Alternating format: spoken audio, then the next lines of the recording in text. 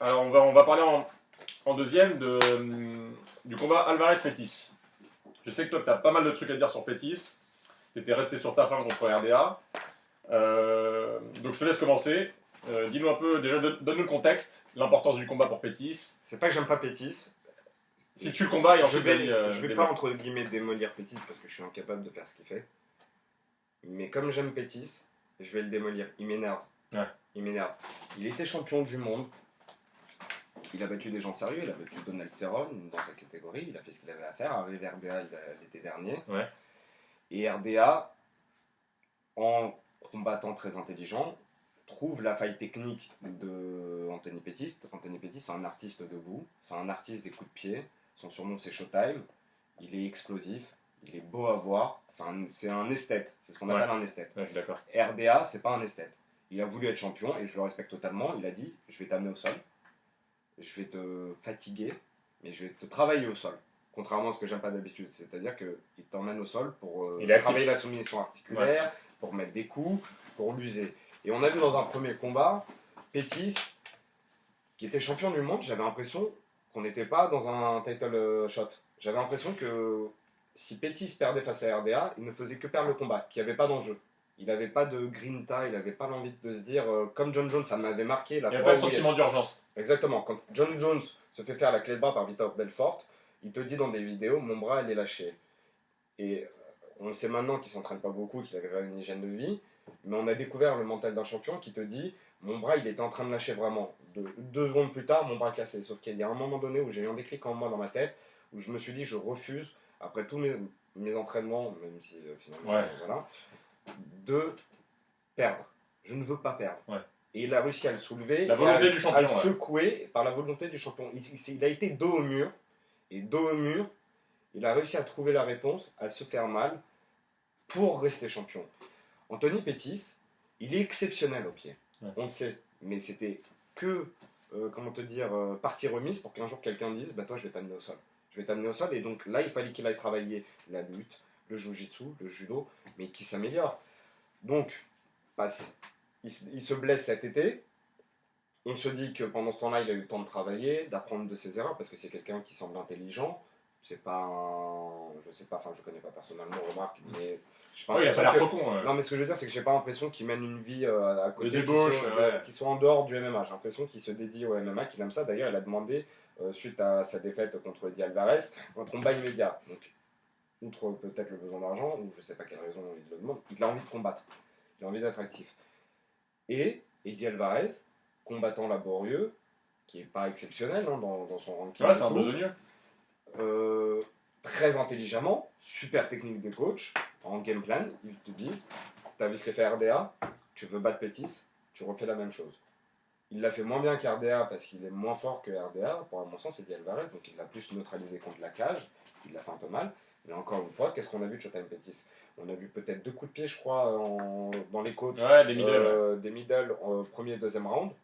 Une fois et 2 fois, je crois. Donc 3 très beaux coups de pied très bien faits. On en a vu 2 des high kicks qui sont passés dans le vent parce qu'il a mal mesuré la distance et passé au-dessus de la tête. Et dès qu'Eddie Alvarez a dit stop, si je prends des coups de pied, je perds le combat comme d'habitude parce qu'il a massacré Donald Cerrone et Anthony Pettis de cette manière-là. Ouais. Je l'accroche, je le pousse contre la cage, et là le combat était fini. Il s'est pas battu. T'as l'impression qu'encore une fois, c'est pas qu'il a pas faim, mais j'aime. Tu sais, quand tout le monde te dit au foot, on aime la mentalité des Argentins, il lâche jamais rien, la grinta, Heinze à l'époque, ça se bat, c'est sale et tout.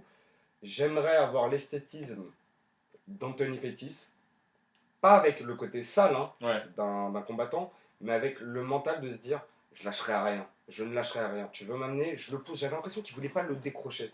Donc voilà. Je suis entièrement d'accord avec toi. On a fait la même analyse. Pettis très décevant. J'ai envie de parler de Pettis d'abord, même s'il a perdu. Très décevant. Je pense, mais c'est ça. On a le sentiment qu'il est incapable de se rebeller, incapable de se faire mal.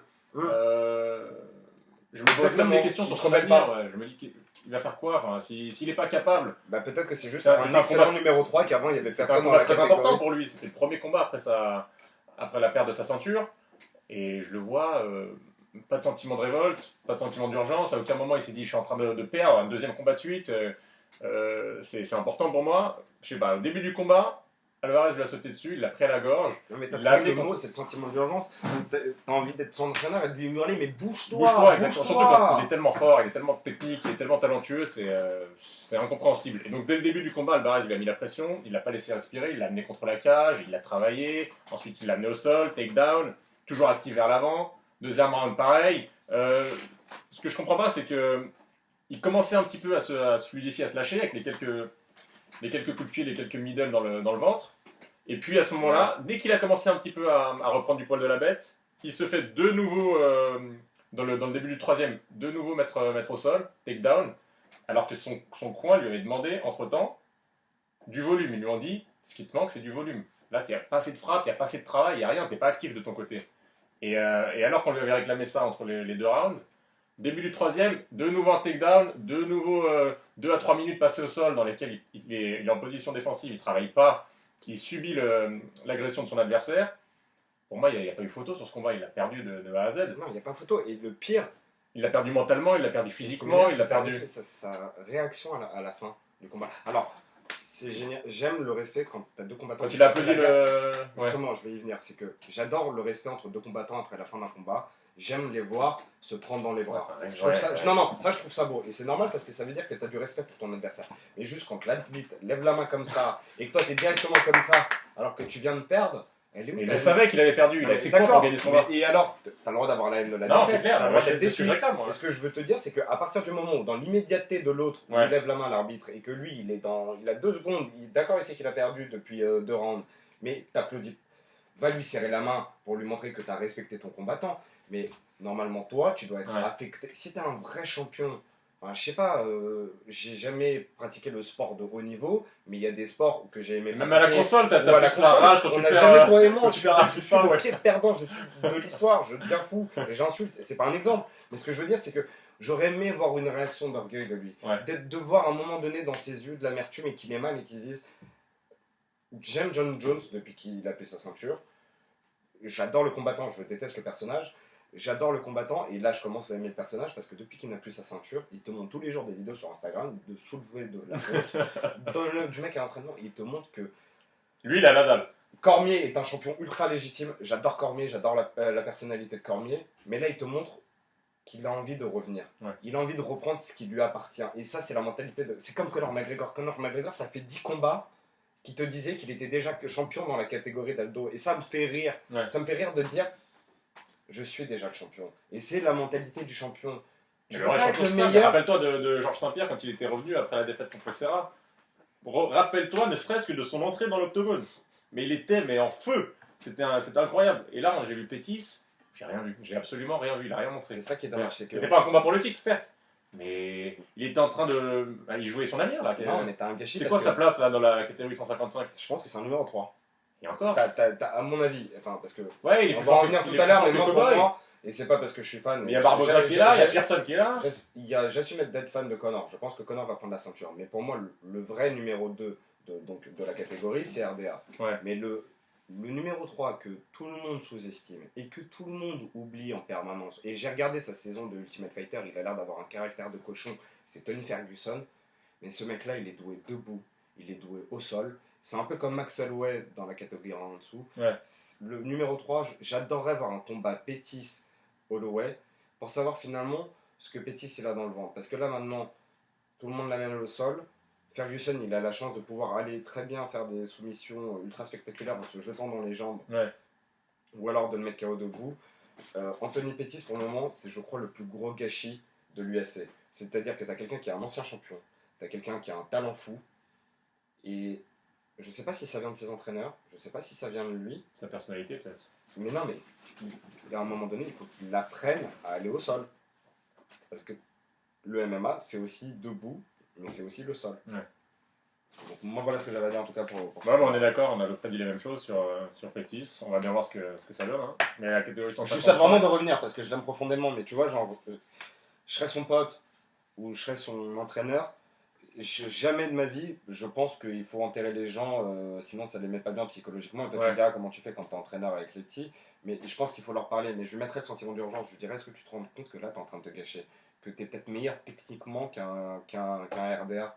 Sauf qu'aujourd'hui, t'as pas le mental et t'as pas la technique au sol. Ajoute la technique au sol et tu le reprendras ton titre.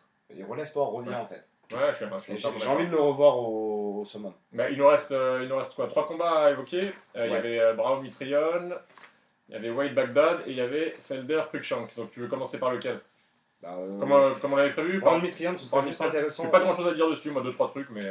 Il y a 2 choses intéressantes à dire essentiellement pour moi. C'est Mitrione qui a dit quelque chose de très juste. J'ai écouté, il a intervenu dans le MMA Award d'Ariel Helwani, pardon. Ouais.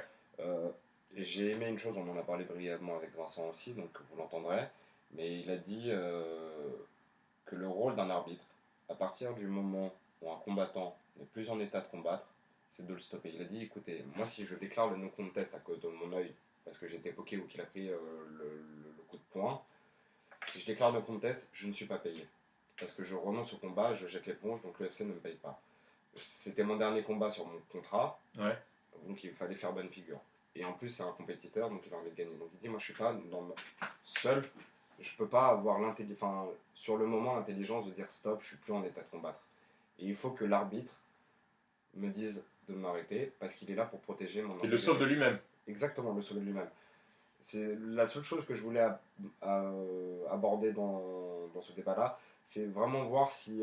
et d'habitude, j'aime beaucoup Big John McCarthy, j'aime beaucoup Herb Dean, mais sur c'est certains... qui d'ailleurs l'arbitre de ce match? Justement, même Mitrione disait, je savais même pas qui c'était, je pense que c'était une des premières fois qu'on le voyait, mais vraiment pour le coup, là il y a eu un manquement, c'est-à-dire que il était techniquement pas en mesure de combattre.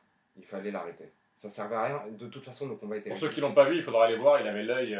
Il avait un œil gonflé, mais vraiment comme ça, on n'en rajoute pas. Aller voir pigeon, Matt Mitrione sur Instagram. Vous allez trouver le truc. C'était impressionnant. Parce que de toute façon, techniquement et en termes de vitesse, tu l'as dit super bien tout à l'heure. Tu as eu le combat de Dominic Cruz juste après, donc tu avais la version en fait slow motion. Tu avais la version avant, tu avais la version accélérée après. Version modem, version ADSL. C'était exactement 4 heures de connexion avant et 2 secondes après pour y aller. C'était ça. Donc, mais vas-y, continue.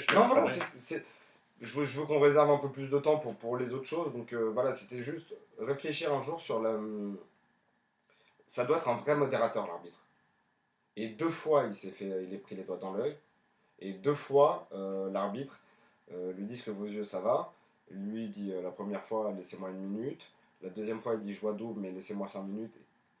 À un moment donné, quand tu fais rentrer le médecin est rentré pour regarder son œil. Et puis, excuse-moi de te couper, mais sur le deuxième doigt dans l'œil, ils interrompent pas, l'arbitre n'interrompt pas le combat immédiatement. Oui. Il y a eu presque, je sais pas, 30 secondes qui se sont écoulées, il y a eu des échanges, il y a eu des coups qui sont partis. Et ensuite, après que Mitrione soit mis en position un peu comme ça défensive, l'arbitre interrompt le match, le combat, le juge arbitre rentre sur le ring, enfin sur le pogone. Et surtout, tu te rends compte que Mitrione, il perd, parce qu'il ne voit pas de son œil à un moment donné, que Travis Brown l'emmène au sol.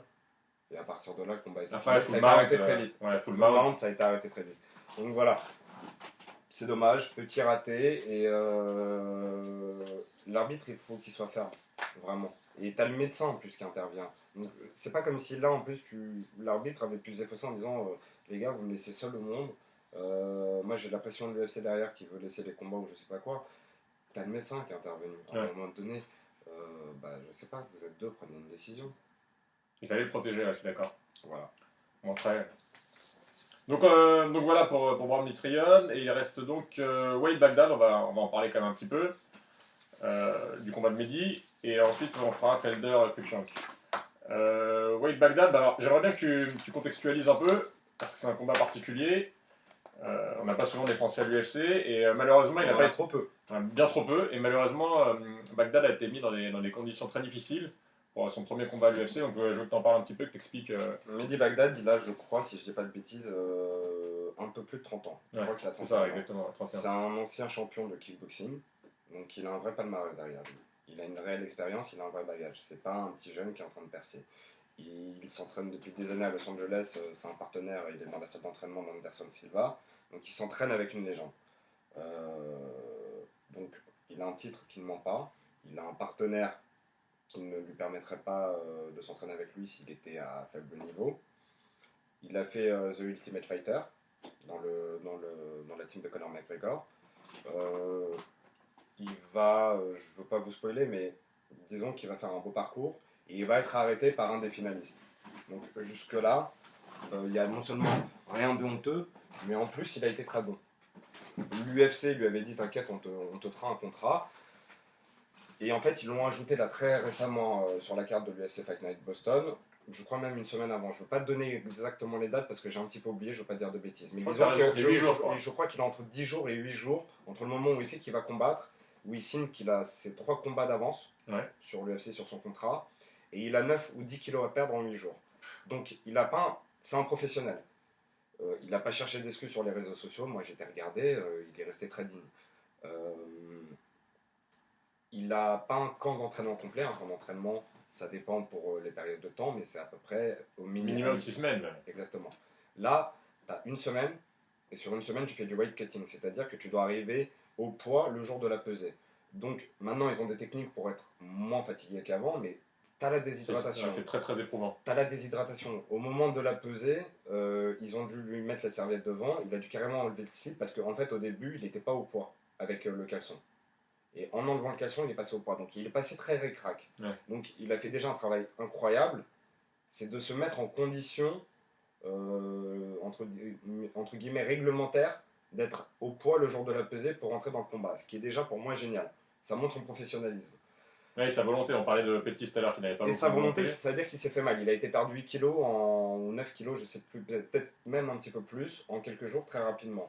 Donc il faut se faire vraiment mal très rapidement. Tu peux pas t'entraîner techniquement. T'as pas en plus le temps de faire de la vidéo avec tes entraîneurs pour analyser la stratégie et comment contrer ton adversaire. Et t'es arrivé face à un jeune, Chris Wade, qui a été bon sur son c'est un bon petit combattant, il a rien d'extraordinaire. Il l'a amené au sol direct sur son point fort. Il a fait une première tentative de soumission, elle n'est pas passée. La deuxième est passée. Franchement, je vais te dire, pour conclure, pour moi, et après toi tu me donneras tout ton sentiment, c'est la faute à pas de chance pour Mehdi. Maintenant, il lui reste 2 combats sur son contrat et je suis persuadé que, vu ce qu'il a démontré dans The Ultimate Fighter, on le reverra. C'est pas le cas d'Anthony Pettis. C'est quelqu'un qui sait se faire mal. Ouais, donc, je suis assez d'accord. Sur le combat lui-même, il s'est fait amener au sol très vite, comme tu l'as dit. Je trouve qu'il a montré au début des choses intéressantes défensivement. Hein. Même Joe Rogan, d'ailleurs, le soulignait. Il prenait très peu de coups. Il avait une bonne maîtrise des poignets de Chris Wade. Il a vraiment... il n'y avait pas grand-chose. L'autre n'était pas super actif. Puis à un moment, il y a eu une phase, une phase intermédiaire où il a essayé de se relever. Et directement, en fait, Chris Wade a réussi à le remettre au sol et il lui a pris le côté. Il a commencé petit à petit à lui grimper sur le dos. Et c'est à ce moment-là, c'était le début de la fin. Et c'est à ce moment-là qu'il a réussi à glisser le bras sous le menton et à lui faire la rear naked choke. Mais moi, la question que j'avais un peu avant le combat, parce que vu que c'est un striker et qu'on le sait, c'est un champion de kickboxing et tout, je me demandais un peu c'était quoi son niveau de grappling, son niveau au sol. Et franchement, moi j'étais plutôt impressionné sur les premières minutes. Après, malheureusement, comme je l'ai dit, sur cette phase de transition, il a un peu glissé, l'autre lui est tombé dessus directement, a réussi à l'attraper, et après il a grimpé, il a fait l'étranglement. Mais c'était vraiment la question que j'avais, et son niveau de grappling est pas mal du tout. Hein. Pour avoir vu la saison de Ultimate Fighter, je vais être sincère avec toi, j'avais pas plus de réponses que toi sur le niveau de Mehdi en grappling, parce que quand il rentre pour se qualifier, le combat de qualification pour rentrer dans la maison de Ultimate Fighter, c'est un combat qui va gagner où ça conne sec, mais ça conne debout. Le deuxième combat, je ne sais pas s'il est éliminé au deuxième ou au troisième, mais il est tombé à chaque fois sur des strikers. Donc à chaque fois, dans Ultimate Fighter, en tout cas, on l'a vu techniquement en valeur sur ses combats. Et il est tombé, il a perdu face à Artem Lobov. Son surnom c'est The Russian Hammer. C'est le sparring partner de Conor McGregor. Et il a une caractéristique, Artem Lobov, c'est qu'il boxe. C'est un boxeur, mais il boxe bras ballants. Et il te met des points comme ça. Et il te le met, mais t'as envie de lui dire lève les bras, je t'en supplie. T'en prends 15 dans la tête. Ils se sont livrés une guerre de fous. Et pas une seule fois il a été amené au sol. Donc moi sincèrement, Mehdi Bagdad, je connaissais pas encore son niveau au sol, on le connaît pas. Toi, on sait qu'il est fort debout, mais je pense qu'il travaille énormément dessus. Hein. Il a plus grand chose à apprendre debout. Je pense qu'il travaille énormément son jiu-jitsu, sa lutte, ses transitions. Moi, il a combien d'ailleurs? Il a encore 2 combats sur son combat sur contrat à contrat. l'UFC. Après, j'espère qu'il sera vraiment. Ouais, pour que le coup, l'UFC, j'aimerais l'UFC vraiment lui doit un service, hein, lui doit voilà, un c'est-à-dire combat que honnête. tu l'as appelé en dernière minute comme ça, Il a tous les répondu jours. présent. La moindre des choses, c'est non seulement tu lui donnes les combats, mais tu lui dis à minima, Ouais. je te rajoute un combat sur ton contrat, sur plus simple, parce que franchement, venir dans les conditions dans lesquelles il est arrivé, Ouais. je trouve ça top. Ça te démontre une mentalité, c'est-à-dire que il a répondu présent. Il vient et dit ok, je me cacherai pas. Ouais. Je prendrai pas l'excuse de. Combien de fois on a entendu Chad Mendes après la défaite contre Conor McGregor dire et si j'avais eu un camp complet, complet. et si j'avais eu un camp complet. Là, Mehdi Bagdad, moi je l'ai pas entendu se plaindre. Il est heureux, il a dit je suis persuadé que je ferai une meilleure performance la prochaine fois et je vous démontrerai à l'UFC que je vous en ferai. Bah, c'est une bonne mentalité. Ouais. Donc, Ouais, c'est tout ce qu'on lui souhaite. Hein. Hâte de revoir Mehdi, le sultan. Bagdad. Le sultan, c'est un bon surnom en plus. Donc il nous reste un seul combat, il nous reste un peu de temps, ça va, on peut le faire. Ouais, on va le faire. On va le faire d'ailleurs. Alors c'était le combat entre Felder et Cruikshank. Ça fait partie de ces combats là, un peu. Parce que c'est un beau combat. On va Ça fait dire que partie de la nouvelle. Juste, je termine, ça fait partie de la nouvelle politique de l'UFC de mettre des combats très intéressants, avec des combattants assez bien classés, des prospects, des gens vraiment que le public a envie de voir, sur la prelim card, c'est-à-dire sur le Fight Pass. Donc l'UFC veut vraiment rebooster de nouveau le Fight Pass, qui avait le dynamisé, mais complètement. Qui avait perdu un peu en vitesse. Et donc là, ça vaut vraiment le coup désormais d'avoir son Fight Pass. Qu'on a des combats, il y avait quoi comme combat la semaine dernière? Enfin, il y a 2 semaines. Mais même, tu sais, t'avais les sur le Fight événements, Pass, t'avais Paige Van Zandt. Voilà, Paige Van Zandt qui est en Fight Pass. Là, t'as Bisping Silva qui va arriver dans un Fight Night. Ouais, Fight Night, mais alors c'est encore autre chose. C'est encore autre chose, mais pour te dire que voilà, ils sont dans une vraie politique en tout cas de complètement casser le main event. Ouais, et ils de diversifient. Ouais, exactement. Donc ça, c'est super déjà qu'ils aient mis ce combat sur Fight Pass pour ceux qui l'ont. Et donc ouais, là, on est dans la catégorie des poids légers, 155. Donc pour le présenter un petit peu, c'était deux strikers, deux excellents strikers qui s'affrontaient. Felder, c'est un combattant qui était en train de monter, qui était vraiment en train d'arriver. Puis il a eu 2 combats très très difficiles, 2 guerres. Une contre Barbosa et une contre Pearson. Il les a perdus un peu. Barbosa est très très bon. Ouais, un excellent combattant, on est d'accord. Il les a perdus un peu de manière ric-rac. Mais pour autant, il n'a pas baissé la tête, il n'a pas du tout cherché l'excuse, il a continué à bosser. Il s'entraîne d'ailleurs avec Cowboy Cerrone. Hein. Cowboy Cerrone l'avait repéré dans un séminaire et il lui avait dit. De Jackson. Ouais, exactement. Il lui avait dit viens bosser avec moi, on est dans la même catégorie, t'as des trucs, enfin, t'es un super combattant, t'as des trucs à apporter. On s'entraîne ensemble. Donc, son partenaire d'entraînement, c'est Cerrone, c'est pas rien. C'est un combattant qui est très agressif, énormément de personnalité. Il vient d'un quartier difficile de Philadelphie. C'est un vrai guerrier. Alors, on parlait de Pettis tout à l'heure. Lui, Felder, c'est le guerrier par excellence. Dès qu'il prend un coup, il a envie de le remettre 3 fois plus fort. C'est un bagarreur, c'est un brawler, comme disent les Américains. Et ça va se voir un petit peu au début du combat. Mais moi, ce que j'ai adoré dans cette performance de Felder, c'est que justement, il est sorti de cet aspect-là complètement bagarreur, juste dans le corps à corps, essayer absolument de montrer qu'il était plus fort que l'autre, et qu'il a diversifié sa palette, qu'il est devenu bien plus technique. Il a progressé énormément en grappling. Il est dans l'école Gracie. Je crois qu'il travaille avec Daniel Gracie, lui. Il l'a dit d'ailleurs, c'est la première fois de ma vie. Première soumission, ouais. J'ai adoré vraiment sa performance. Il a utilisé tous les aspects du jeu. Au début, il était un peu retombé dans ses travers, puis ses coachs lui ont parlé, ils lui ont dit t'es en train de faire exactement ce que ton adversaire attend que tu fasses. Enfin, t'es prévisible. C'est pas du tout ce qu'on a bossé. On avait bossé une évolution de ton jeu. T'es plus censé être que là-dedans, que dans la bagarre, que dans le courage. T'avais progressé techniquement, démontre-le. Et il l'a fait. Il a petit à petit, il a construit son combat et il est arrivé jusqu'au 3e round où il a réussi avec une rear naked choke aussi, rear naked choke, c'est dur à dire, à étrangler Cruikshank. Donc moi je suis vraiment content pour Felder, c'est un combattant que j'aime beaucoup. Je pense qu'il a un avenir dans la catégorie. On va voir ce que ça donne, hein, 155, c'est l'horizon. Il peut tout se passer, hein. On va parler tout à l'heure de Conor RDA, mais c'est la catégorie la plus excitante là, de l'année. Et donc ouais, voilà, moi je voulais... C'est la catégorie des Walter ouais. Aussi, ouais, on va dire. Mais c'est le combat dont je voulais parler. Ouais. Vraiment une mention bien pour Felder et sa maturation. Et je suis encore plus d'accord avec toi, c'est-à-dire que pour moi c'est le combat de la soirée. Techniquement, c'est Cruz Dillashaw le combat de la soirée. Pour ce que Cruz a montré, en termes de mouvement, de déplacement, c'était magnifique. En termes de variété de combat, on a vu du combat debout, on a vu du combat au sol, on a vu des coups de pied, on a vu des coups de poing, des coups de coude, on termine sur une soumission. Donc, on a beaucoup parlé de Felder, je suis d'accord avec toi et je vais y revenir parce qu'en plus c'est la belle histoire de la soirée. Mais Cruikshank était très bon. Ouais, parce il est qu'il pas a mis à ridicule du plusieurs tout, ouais. reprises Felder en difficulté. Avec les sidekicks, là, il a mis 2 sidekicks au menton. Felder, à un moment donné, moi j'ai cru qu'il partait au KO. Hein. Ah, Donc, Cruikshank aussi, ouais, je l'ai pas mentionné, mais. Cruikshank a fait un bon combat. Il faut deux, en là, fait, voilà, hein. c'est pour ça que tout à l'heure, non mais je me permets moi d'insister sur T'as Cruikshank. raison, t'as raison.